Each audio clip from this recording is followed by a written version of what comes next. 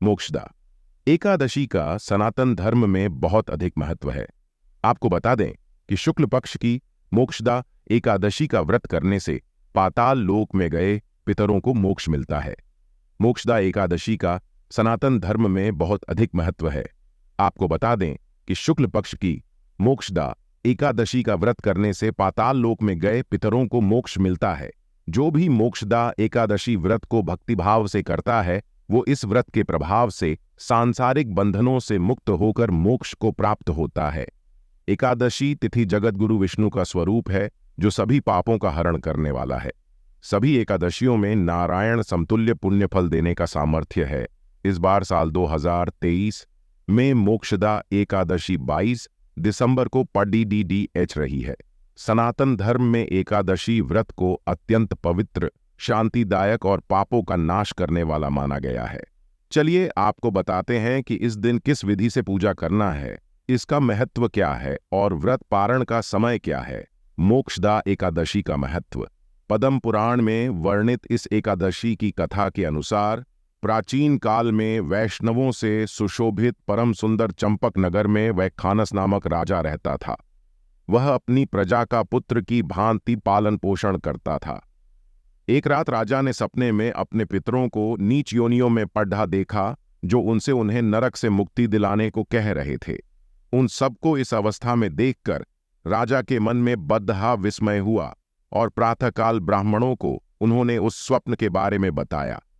ब्राह्मणों के कहने पर राजा पर्वत मुनि के आश्रम में जाकर उनसे मिले।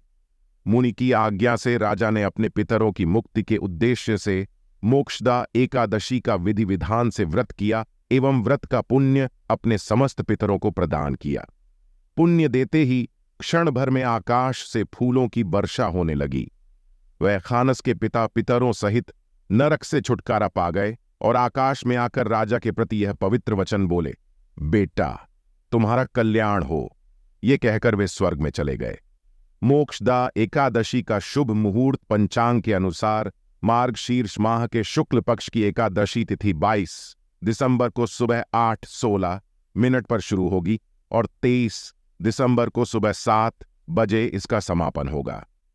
आपको बता दें कि सनातन धर्म में उदया तिथि मान है, इसलिए 22 दिसंबर को मोक्षदा एकादशी मनाई जाएगी।